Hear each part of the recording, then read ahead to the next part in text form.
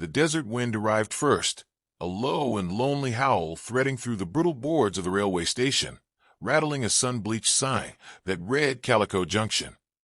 The noon sun bore down like judgment from above, bleaching every surface in shades of gold and white. Heat shimmered off the rusted tracks, and the air was dry enough to sting the throat. Clara May Dalton stepped off the train into that arid nothingness, her parasol trembling slightly in her gloved hand. She wore her finest travel dress, sky-blue silk with mother-of-pearl buttons, now dusted with soot from the locomotive. Her hair was carefully pinned, though the journey had loosened strands that clung to her neck with sweat. She stood still for a long moment, blinking past the dust, searching. No one waited. A man in a conductor's cap heaved a crate from the train and glanced at her with something like pity. The train hissed and lurched away, leaving behind silence and the ghost of coal smoke. Clara turned to the stationmaster, a squat man swabbing his forehead with a red kerchief. "I'm looking for Mr. Hank Delaney," she said, voice taut but polite. "He was to meet me here. We've been corresponding. I have his letters." The stationmaster winced. "Ma'am, Delaney left 2 days ago. Rode out with a wagon load of supplies. Said nothing about expecting company." He squinted at her. "He'll leave you high and dry." Clara pressed the letters to her chest and nodded once, stiffly. Her throat tightened, but she refused to cry. "Not here. Not in front of strangers." "Well, hell," the stationmaster muttered. "There's no stagecoach till Tuesday. You got somewhere to go." She didn't answer. Her boots clicked against the cracked wood as she walked to the bench and sat, back straight, eyes staring at the open land beyond the tracks. Sagebrush trembled in the wind. Somewhere far off, a hawk cried. For nearly an hour, no one approached her. The few townsfolk who passed cast curious or pitying glances, but none lingered. Her presence didn't fit here. Too neat, too polished for a place carved out by pickaxes and sunburn. Then she noticed a man. He sat in the shade of the water tower, legs stretched, a dented tin cup resting on his knee. He wore a brimmed hat slouched low, and a coat patched, so often the original color was lost. Dust clung to him like a second skin. His face, when she caught a glimpse, was marked by age and sun, with a gray-streaked beard and pale, unreadable eyes. A pickaxe leaned beside him, worn smooth at the handle. He watched her, not with lechery or concern, but with a strange kind of stillness.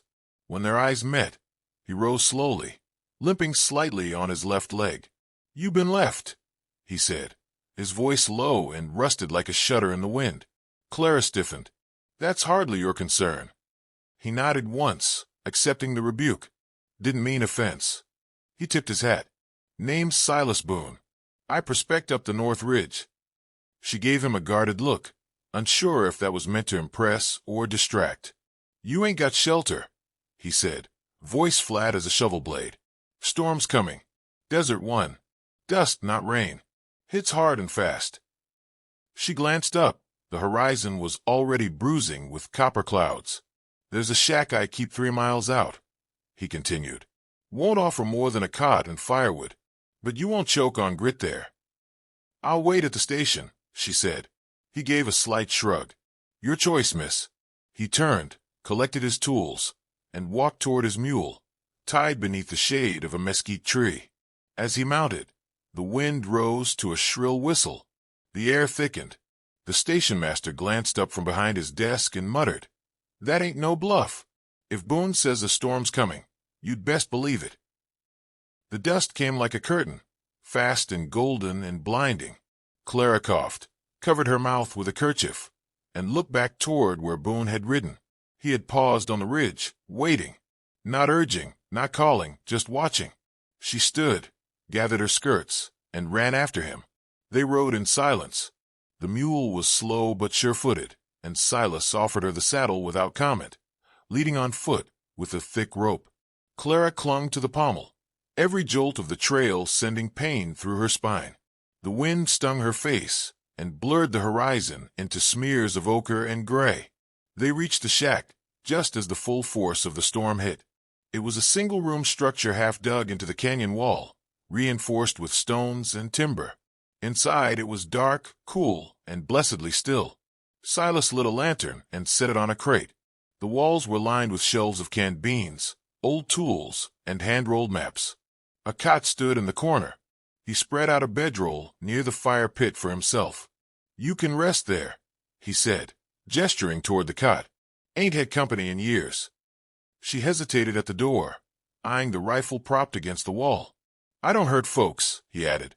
"Not women. Not unless they're aiming to kill me." Clara stepped inside, brushing dust from her skirt. She sat on the cot and removed her gloves with shaking hands. "You were a lawman once," she said suddenly.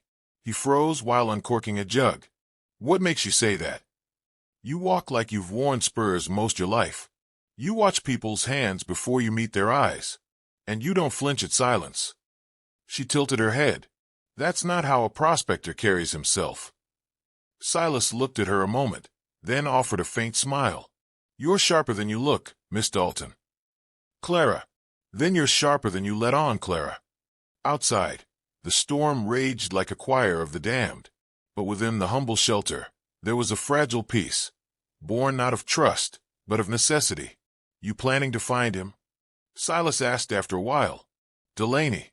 "No," she said. "He showed who he was the moment he didn't show at all."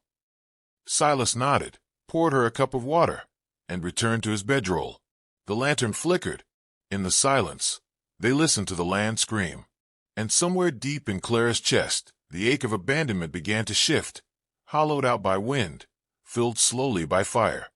By morning, the wind had quieted, leaving the land scoured and raw. A fine coat of red dust blanketed everything, the floorboards, the shelves, the inside of Clara's lungs. She woke to the scent of black coffee and the faint scrape of a whetstone against steel. Silas sat near the hearth, methodically sharpening a hatchet with strokes as steady as breath. Clara rose, gathering her dignity like fabric. Her dress was stiff with grit, her hair tangled from sleep. Still, she crossed the room with her spine straight and her voice firm. "Do you have a basin?" Silas motioned toward a dented tin pail beside a barrel of water. "Ain't much, but it's clean." She poured, washed, and pulled her hair into a tighter knot. He never turned to watch her, but she knew he was aware of every movement.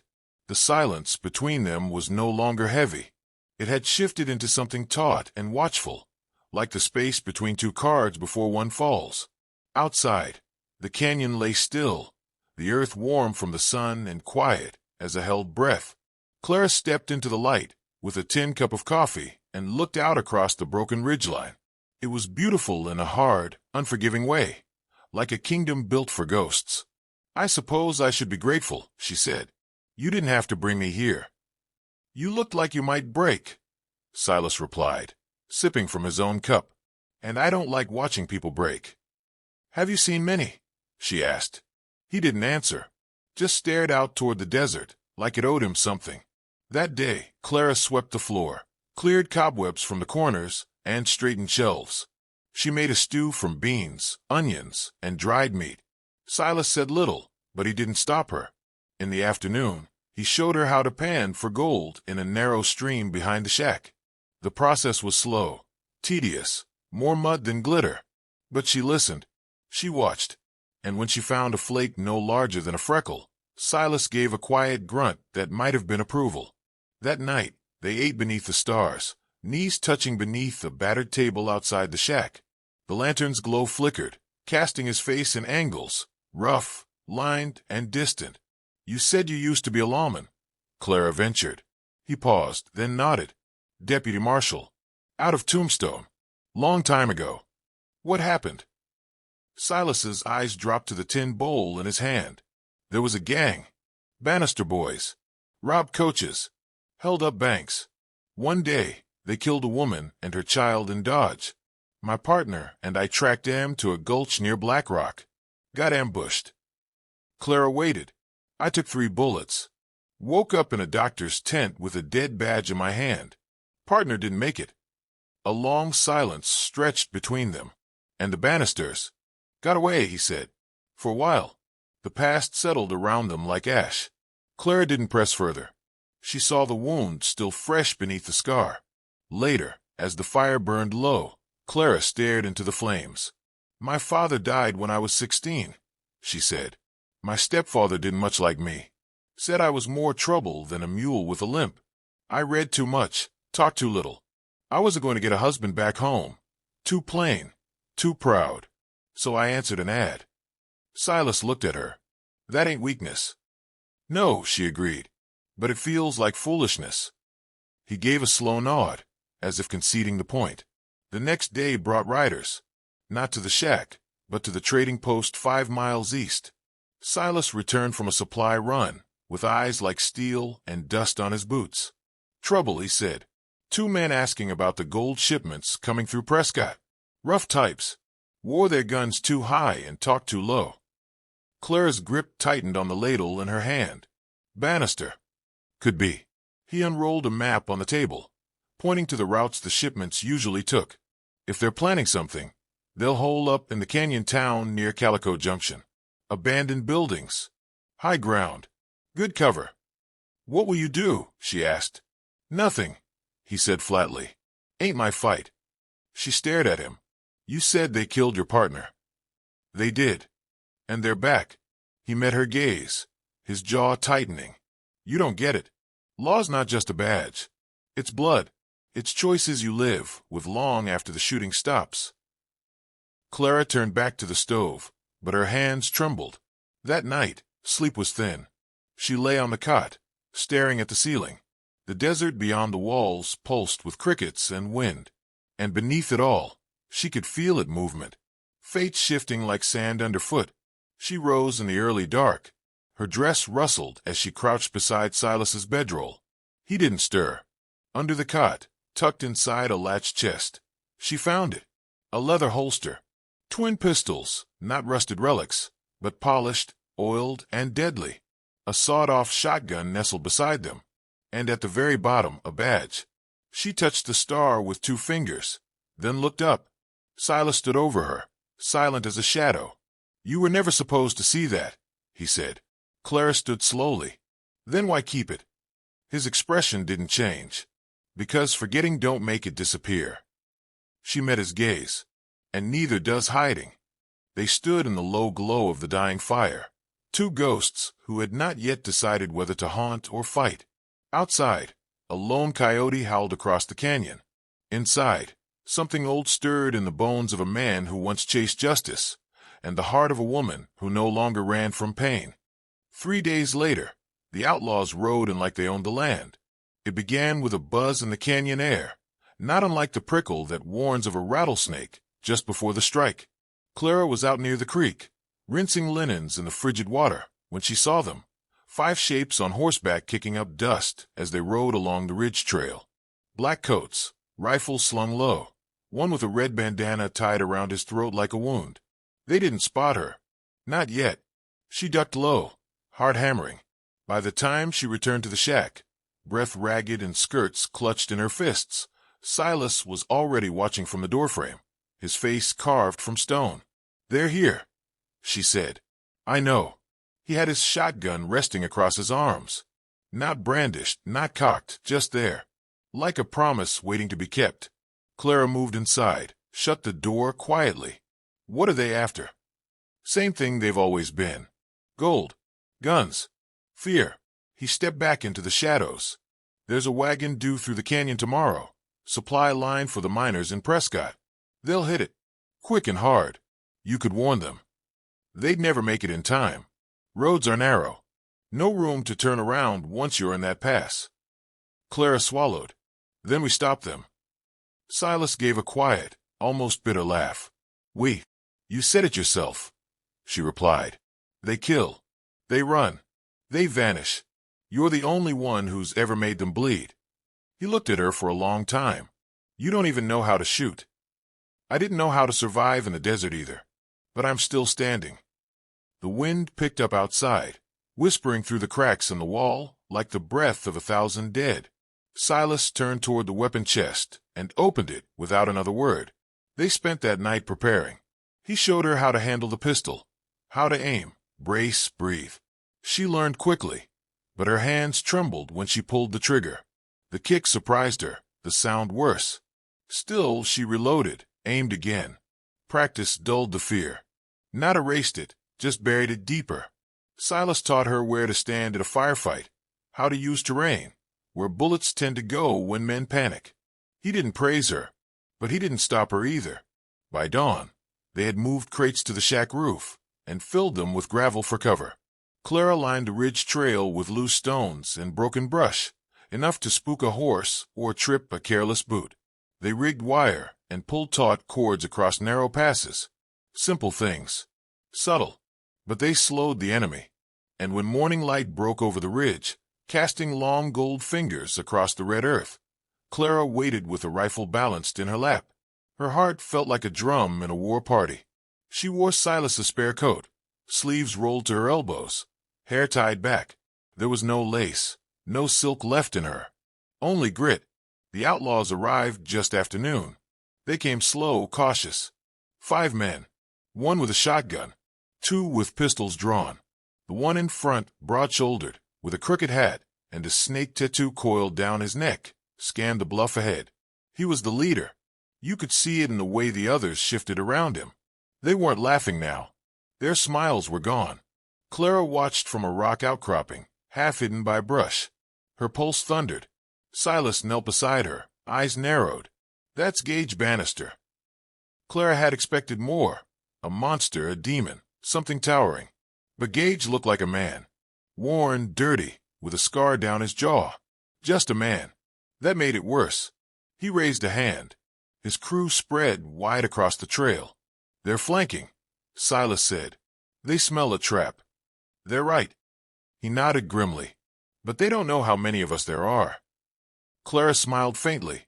Just enough. The ambush sprang with fire and thunder. Silas fired first, his shotgun erupting in a blast that tore bark from a mesquite and dropped the outlaw behind it. Chaos followed, yells, hooves thrashing, bullets slapping into rock. Clara ducked, rolled, returned fire. Her first shot went wide. The second struck a rider in the shoulder. He screamed, fell, and didn't rise. Smoke choked the air. Gage bellowed orders, firing into the ridge. Show yourselves, cowards. Silas answered with lead. The outlaws fell back, but they didn't retreat. One climbed the slope, reaching Clara's perch. She turned too slow. He grabbed her rifle, snarled, yanked it away. But she wasn't alone. Silas moved like a ghost, silent and fast. He tackled the man from behind, knife flashing once in a red arc. The outlaw sagged, dead before he hit the ground. You all right? Silas asked, breathing hard. Clara nodded. One left. They turned toward the trail. Gage was gone. No, Silas muttered. He's circling. He was right. A shot cracked from the rear of the shack, near the water tower. Clara and Silas sprinted across the ridge. When they reached the shack, the door swung open. Inside stood Gage Bannister, gun aimed at the lantern. One spark, he said. We all burn. Clara stepped forward. Then burn. Her voice was steady, but her hands trembled behind her back. She held a second pistol, tucked from view, finger curled on the trigger. Gage smirked. You're his new sidekick. Boon's little stray? How sweet. You ran once, Silas said behind her. You won't run again. I won't have to. Gage spat. You think the law still cares about this dirt hole? You're ghosts. Fossils. This world belongs to men like me now. Clara raised the pistol, slow and steady. Then I'll haunt you. She fired. The bullet struck Gage in the chest. He staggered, fired wildly, missed, and collapsed beside the hearth. The lantern rocked, but didn't fall. Silence returned. Silas lowered a shotgun, eyes on Clara. You hesitated, he said. No, she replied. I just waited long enough to be sure. Outside, the wind shifted. The land exhaled. And in that breath, something changed. Not just between them, but in the dirt, in the silence, in the kind of story the frontier whispered to itself when no one was listening. The canyon was quiet after the fire. They buried the bodies before sunset, marking each grave with simple stones. Clara tied her hair back with a strip of fabric from the hem of her old wedding dress, what was left of it, and stood over Gage Bannister's grave the longest. She said no prayer. The desert didn't deal in forgiveness. That night, she and Silas sat outside the shack, watching the moon rise like a silver coin over the ridge. The silence between them wasn't awkward anymore. It had weight. It had shape. "They'll come looking," Silas said finally, staring into his coffee like it might answer something. Bannister had cousins. Friends. Bad men with long grudges. Clara didn't flinch. "Then let them come." He looked at her. There was something in his eyes. Not quite fear. Not quite pride. Maybe both. "You sure you want to be part of this?" he asked. "This isn't survival anymore. It's war." Clara gave a small smile. "I didn't survive all this just to be afraid of shadows." Silas nodded once, slowly. "Then we make it count." At dawn, the dust came back, this time from the west. 2 riders, fast and hard, galloping straight for the shack like wolves tasting blood. Clara and Silas had already packed, rifles strapped to their backs, food rations split between 2 saddlebags. They didn't wait. They left through the east trail, just ahead of the riders' arrival. They weren't running. They were drawing the fire elsewhere. They made it to Dry Needle by noon, a hollowed-out mining town clinging to the skeleton of a canyon wall. One long main street, sun-bleached buildings, wind rattling through busted shutters. It had been empty for years. Now it was perfect.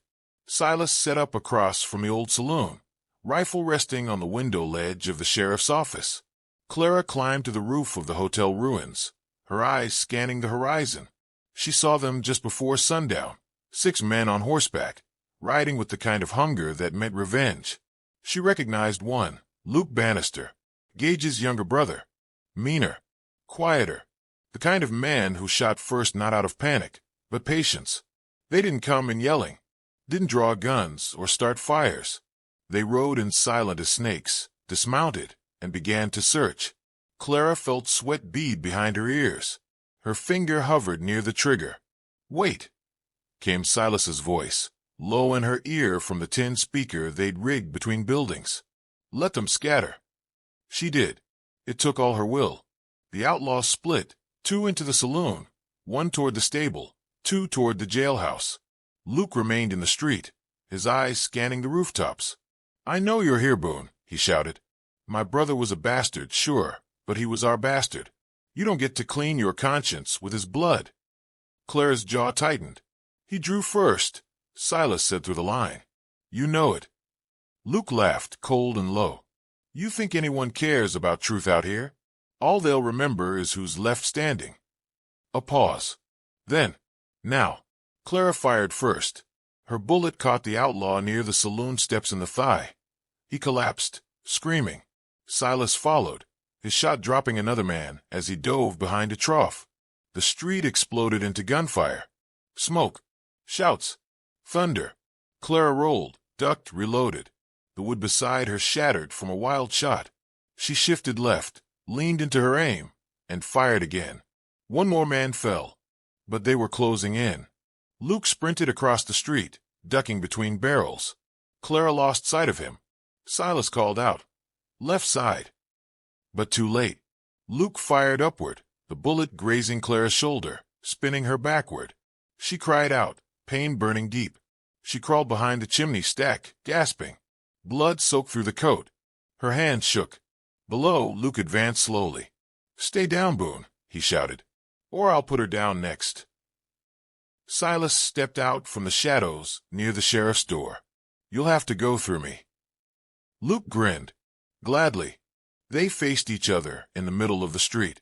2 men. 1 grudge. The town held its breath. Luke drew first. Silas was faster. The gunshot echoed off the canyon walls like the last word in a long-forgotten argument. Luke collapsed in the dust, eyes wide, breath shallow. He clutched his chest, blood seeping between his fingers. Silas stepped closer, but didn't finish him. "Not this time," he said. "Let the desert decide." Clara came down from the roof, one arm pressed tight to her side. Silas helped her onto a bench outside the jail, tore a strip from his shirt, and bound the wound. "You all right?" he asked. She nodded, wincing. "I've had worse weddings." They both laughed, soft, tired. As the sun broke fully over the canyon walls, the town began to shine. Not in gold or glory, but in that quiet, hard-earned way that things do when they've been fought for. Clara looked around. What now? Silas stared down the empty street. We rebuild. Here. No, he said, smiling faintly. Somewhere with less ghosts. She reached into her bag and pulled out something wrapped in cloth, a small tin badge. She'd kept it from the chest, held onto it not as a relic, but as a reminder. You might need this, she said, handing it to him. Silas looked at the star, then at her. I won't wear it again, he said, but I'll honor it. Clara stood, shoulder aching, blood drying on her sleeve. Then let's go find a place worth defending. They left Dry Needle behind, their silhouettes long and proud against the rising sun. The desert, it said, remember stories like theirs, not in books or songs, but in wind-carved stone and silence. And in time, when strangers passed through the canyon and asked about the town that stood, then fell, then stood again, the old folk would nod and say, that was where a bride and a lawman made a stand. And the West listened.